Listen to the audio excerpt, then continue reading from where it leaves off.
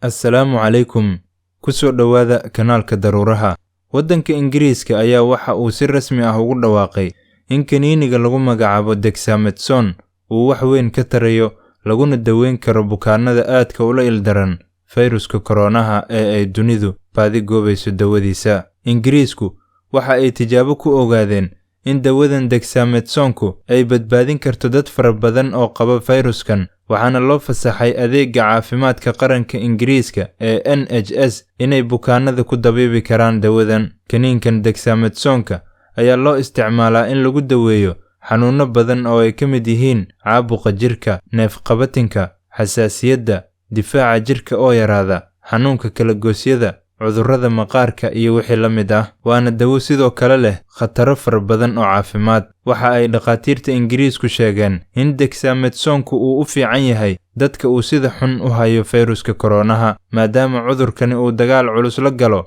unugyada qaabilsan difaaca jirka. Ingiriisku waxa ay sheegeen in 2,100 qof oo la ildarnaa fayruska COVID-19 muddo 10 cisho ah la siinayay 6 milligaraam oo dexamethasone ah, kuwaas oo xaalkoodu haatan uu soo ladnaaday. Iyadoo dawadani ay tahay mid raqiis ah oo ay dadku iibsan karaan, taasoo qiimaheeduna uusan ka badnayn $10. Bukaanada qaba fayruska koronaha ayaa waxay kaliya u baahan yihiin dawada dexamethasone-ka muddo 10 cisho ah, waxaana dowladda Ingiriisku ay sheegtay inay haatan keedsatay tiro aad u badan oo dawada dexamethasone-ka ah, taasoo lagu daweyn karo ilaa 200,000 oo qofood. Haddaba, iyadoo maalintii daraad ahayd oo ay taariikhdu ku beegneyd 17 Juun 2020 ay Ingiriisku ku dhawaaqeen inay ogaadeen in kaniiniga ama dawada dexamethasone-ka lagu dabiibi karo dadka qaba fayruska COVID-19 ayaa haddana waxaa jiray dhakhtar Soomaaliyeed oo lagu magacaabo Dr. Maxamed Jaamac Geelle oo sidoo kalena ah cilmi baare madax bannaan oo ku nool degmada Cabudwaaq uu ogaaday 3 bilood ka hor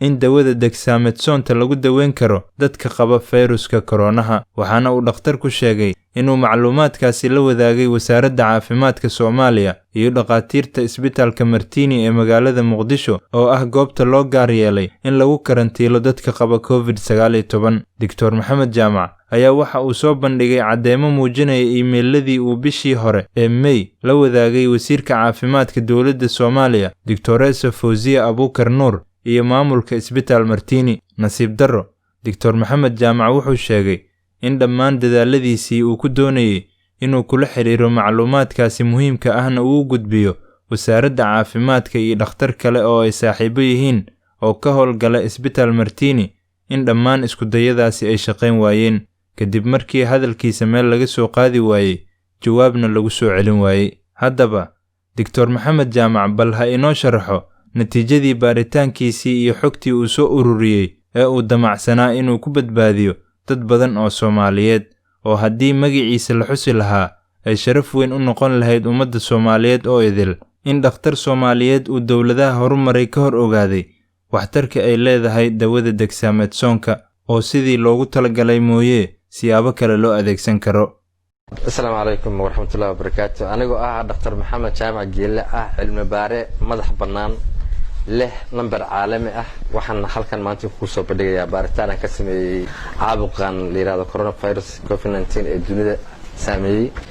iyo 3 bilood ka hor daawo aan diyaariyay. Daawadiina ka bacdiyeed mid ka mid ah aan maqlay Ingiriiskuna ku dhawaaqay inay waxtar tahay. Galmudug gudda markaas laga dhisay wasiiradii ee hore ay ku jiraan agaasimaha caafimaadka iyo Cabdiweli iyo agaasimaha madaxtooyada Joobe ay ku jiraan ma u tagay. Markaas waxa hogaaminaysay Nicimo Catosh ayaan la xiriiray arintii isha guddiga ay shirisay arintii waxa kale oo diyaariyay daraasad dhamaystiran oo cudurkan sida lagu contain garan karo ama lagu joojin karo oo lagu hakan karo fiitaankiisa iyo daawadiisa. Daraasadii aan dhamaystiray oo mid socon karto waxa kale markii la wadaagay madaxweynaha ku-xigeenka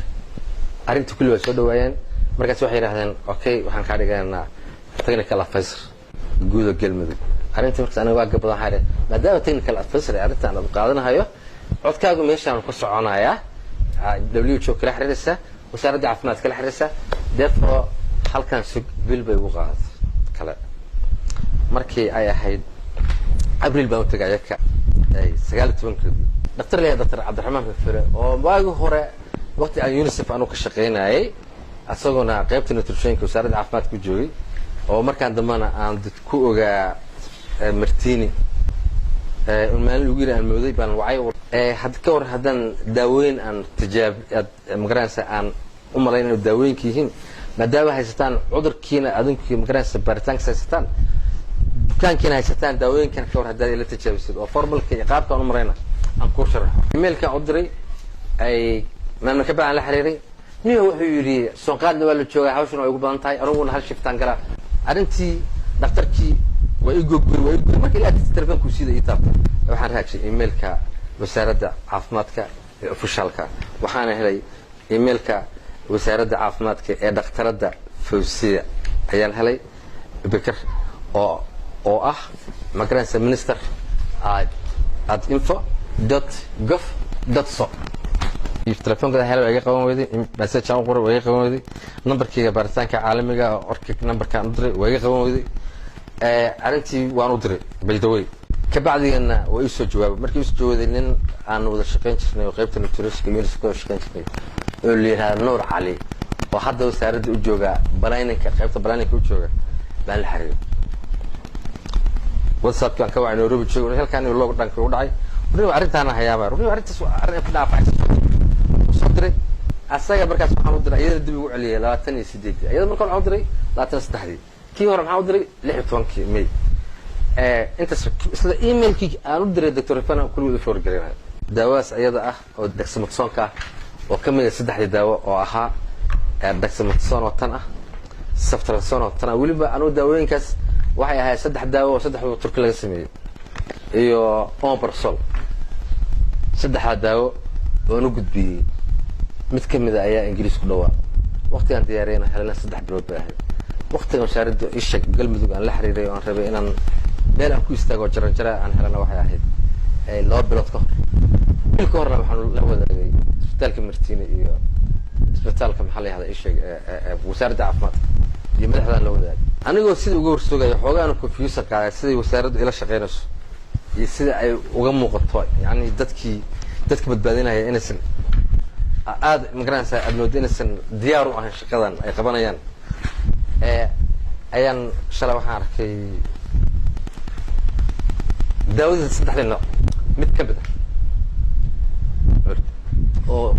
Ingiriis isku xayeysanaya Rosara Boris Rosara Ingiriis xaraneeho adiguna maanta waxaad noqon lahayd dhaqaatiirtaas magaca yeeshay dadka iyo duniduna waa badbaadi lahayd maxaa la yiraahdaa Fawsiya sharaf bay lahaan lahayd iyo dhaqaatiirta Soomaaliya maskaxda Soomaaliyana waxay noqon lahayd mid wax isku dayda daruuraha